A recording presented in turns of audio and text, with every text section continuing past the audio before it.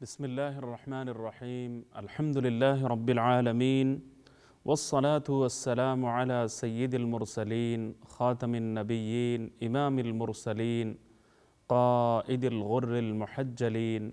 نبينا وسيدنا وقدوتنا وإمامنا ومولانا محمد صلى الله تعالى عليه وعلى آله وأصحابه وبارك وسلم تسليما. رب زدني علما رب اشرح لي صدري ويسر لي أمري واحلل عقدة من لساني يفقه قولي رب يسر ولا تعسر وتمم بالخير وبك نستعين. قال الله سبحانه وتعالى وسارعوا إلى مغفرة من ربكم وجنة عرضها السماوات والأرض أعدت للمتقين. صدق اللہ العظیم.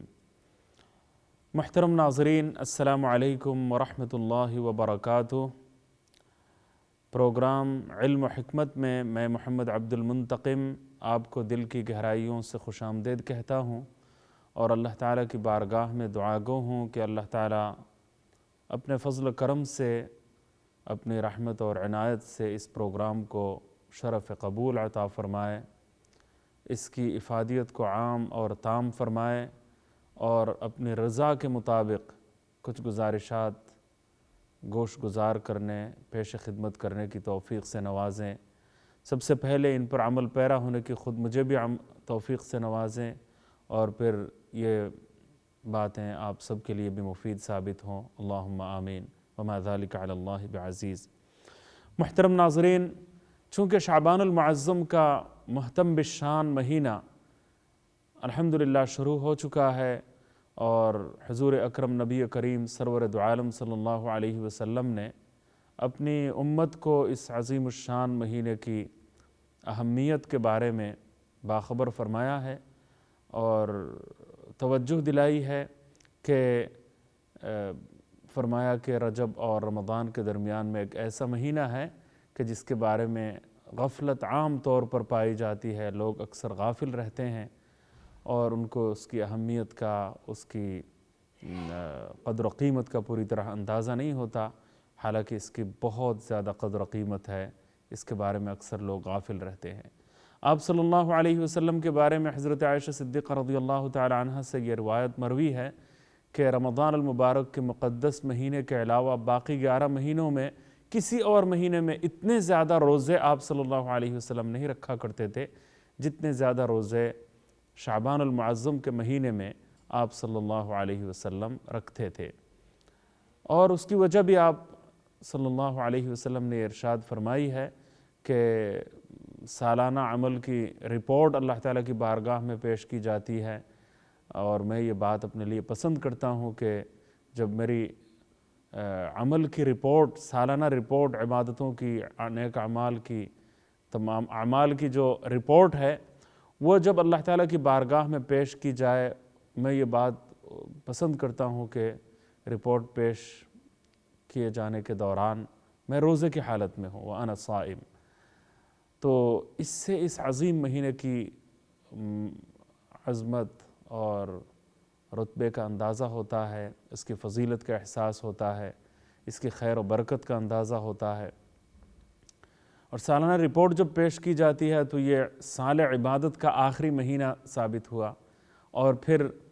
رمضان المبارک کا مقدس مہینہ یہ سال عبادت کا پہلا مہینہ گویا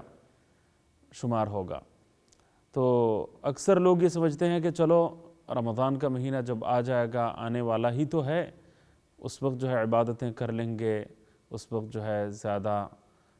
تلاوت وغیرہ کریں گے، دعا و مناجات کریں گے، نیکیوں کی طرف متوجہ ہوں گے. ابھی ذرا اور موقع گویا ملا ہوا ہے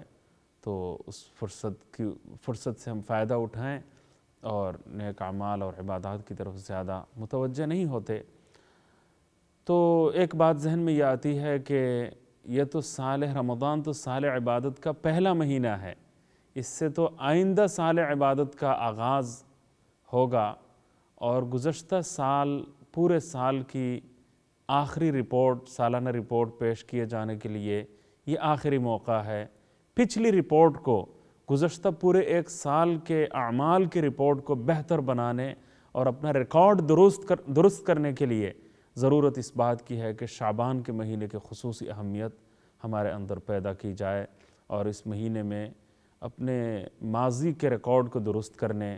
اور گزشتہ سال کی رپورٹ کو بہتر بنانے، اس میں جو کمی کوتاہی ہو چکی ہے اس کی تلافی کے لیے، تدارک کے لیے اس مہینے کو غنیمت سمجھتے ہوئے عبادتوں کا اہتمام کیا جائے۔ گویا جب کسی چیز کی ابتدا ہوتی ہے تو اس وقت اوپننگ سیرومنی ہوتی ہے، اور اختتام کے موقع پر کلوزنگ سیرومنی کا ایک اہتمام ہوتا ہے۔ بہرحال اس عظیم مہینے میں جہاں پورے مہینے میں روزہ رکھنے کی زیادہ فضیلت وارد ہوئی ہے، پورے مہینے کی فضیلت اور خیر و برکت کا ذکر بیان کیا گیا ہے، اور اس کی اہمیت کو اجاگر کیا گیا ہے، اور لوگوں کی غفلت کے بارے میں بھی خبردار کیا گیا ہے حدیث پاک میں، وہاں پورے مہینے کی جہاں تک فضیلت کی بات ہے وہ اپنی جگہ پر، اس کے ساتھ ساتھ اس عظیم مہینے میں ایک رات ایسی ہے جس کو ہم اپنی زبان میں شب برات کہتے ہیں، تو اس کی بھی بڑی اہمیت ہے، اس کی بڑی فضیلت ہے۔ شب برات کے حوالے سے کچھ ضروری گزارشات آپ کی خدمت میں پیش کرنا وقت کا میں تقاضا سمجھتا ہوں، تاکہ اس سلسلے میں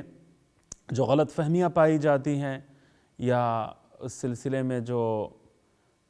دو قسم کے انتہا پسندانہ رویے ہمارے معاشرے میں نظر آتے ہیں، ان سے انسان کو پوری طرح نجات مل جائے، اور ہم اچھی طرح سمجھیں کہ توسط کا راستہ کیا ہے، اعتدال کی راہ کیا ہے، اور شب برات کے حوالے سے جس کو حدیث کی زبان میں لیلۃ النصف من شعبان کہا گیا ہے، یعنی شعبان کی 15ویں جو رات ہے شب برات ہے، اس کے بارے میں صحیح طرز عمل ہمارا کیا ہونا چاہیے، کیا رویہ ہمارا ہونا چاہیے، کیا عقیدہ ہمارا ہونا چاہیے، طرز عمل ہمارا کیا ہونا چاہیے، یہ پوری طرح واضح کرنا آج کے حالات میں سمجھتا ہوں کہ بہت ضروری ہے۔ ایک وہ زمانہ تھا کہ ہمارے اساتذہ کرام اور بزرگان دین شعبان کا مہینہ جب آتا تھا تو وہ چھوٹا سا رسالہ تحریر فرماتے تھے، اس کو ہم عوام میں تقسیم بھی کرتے تھے، عام مسلمانوں میں اس کی تقسیم کا سلسلہ جاری رہتا تھا۔ اس میں صرف یہ جو پٹاخے اڑاتے ہیں، یہ جو آتش بازی ہوتی ہے اور لائٹیں جلائی جاتی ہیں، لائٹیں روشن کی جاتی ہیں، اور بہت سارے رسومات ہیں۔ بعض علاقوں میں، بر صغیر کے بعض علاقوں میں خاص طور سے حلوہ تیار کیا جاتا ہے، حلوہ تقسیم کیا جاتا ہے، حلوہ اور روٹی کا خاص سوغات تیار ہوتا ہے ہمارے علاقے میں بھی، اور لوگ اس کو اس مہینے میں خاص طور سے تقسیم کرتے رہتے ہیں۔ پھر گروہوں کی شکل میں باجماعت قبرستان کی زیارت کے لیے جاتے رہنے کا اہتمام اور التزام، اور گویا اس کو شب برات کا لازمی حصہ سمجھنا، اور پھر ایسے موقع پر شیرینی کا انتظام کرنا یا دعوت طعام کا اہتمام کرنا، اور تقریبات کا ایک سلسلہ، اور پورے شہر میں لاکھوں کا ہجوم، اور پھر یہ لائٹیں جلانا، یہ سب کچھ بہت ساری رسومات ایسی ہیں۔ تو ان رسومات کو اس رات کا اصل مقصد بعض لوگوں نے بنا لیا ہے، تو یہ ایک طرف ذرا کچھ لوگ انتہا کو پہنچے ہوئے ہیں، اور ان کے خلاف ان بدعات، ان رسومات اور ایسی باتیں جو ثابت شدہ نہیں ہے، قرآن و سنت میں ان کا کوئی ثبوت نہیں ملتا، اور بے بنیاد باتیں ہیں، اور شریعت میں جن کی کوئی اصل نہیں ہے، ایسی باتیں جو عوام الناس میں، عام مسلمانوں میں جو پیدا ہو گئی ہیں، ان کی طرف متوجہ کرتے ہوئے، ان کی طرف توجہ دلاتے ہوئے، اور ان شرک اور ان بدعات اور رسومات سے بچتے ہوئے اس مہینے میں، اس رات میں زیادہ سے زیادہ عبادتیں، نفل عبادتیں کرنے کی طرف توجہ دلاتے ہوئے ہمارے اساتذہ کرام رسالے لکھتے تھے، اور ہم تقسیم بھی کرتے رہے ہیں۔ لیکن افسوس کی بات یہ ہے کہ کچھ عرصے سے شب برات کے وجود کا انکار کیا جا رہا ہے۔ کچھ لوگ ایسے پیدا ہو گئے ہیں، ان میں ایک اور شدت پسندی یا انتہا پسندی کہہ لیجئے پیدا ہو گئی ہے، وہ اس کو بے بنیاد قرار دیتے ہوئے نہیں تھکتے، اور بے اصل کہتے ہوئے بھی نہیں جھجکتے، اور شب برات کو یہ سمجھتے ہیں کہ بالکل اس کی کوئی اصل نہیں ہے، اس کی کوئی بنیاد نہیں ہے، یہ ایک بے بنیاد بات ہے۔ تو کچھ لوگوں نے تو بدعات اور رسومات کا اضافہ کر لیا ہے جو بے بنیاد باتیں تھیں اور جن کی کوئی اصل نہیں ہے، جن کا کوئی ثبوت نہیں ہے، وہ اس رات کے اندر انہوں نے داخل کر دیں۔ اور کچھ لوگ ہیں کہ اس رات کی اصلیت اور فضیلت کے انکاری بن گئے، فضیلت کا انکار کرنے لگ گئے۔ تو یہ دونوں باتیں غلط ہیں اور دونوں پہلو انتہا پسندانہ رجحانات ہیں۔ ان سے بچتے ہوئے ایک درمیانہ راستہ، میانہ روی کا راستہ اور صحیح راستہ کیا ہے، اس پر گفتگو کی میں سمجھتا ہوں کہ ضرورت ہے، تاکہ تمام مسلمانوں کے سامنے صحیح عقیدے کی روشنی میں، دلائل کی روشنی میں جو میانہ روی کی بات ہے، توسط کی بات ہے، اس کو سیکھنے اور سمجھنے کی نوبت آئے۔ میں چونکہ ایک وقفے کا وقت ہوا چاہتا ہے، اس لیے وقفے کی طرف چلوں گا۔ وقفے کے بعد انشاءاللہ تعالی ضروری اور اہم باتیں ہوں گی، آپ ہمارے ساتھ رہیے۔ شب برات کے بارے میں ضروری باتیں انشاءاللہ تعالی آفٹر بریک ہونے والی ہیں۔ انشاءاللہ تعالی ملتے ہیں بریک کے بعد۔ السلام علیکم ورحمۃ اللہ۔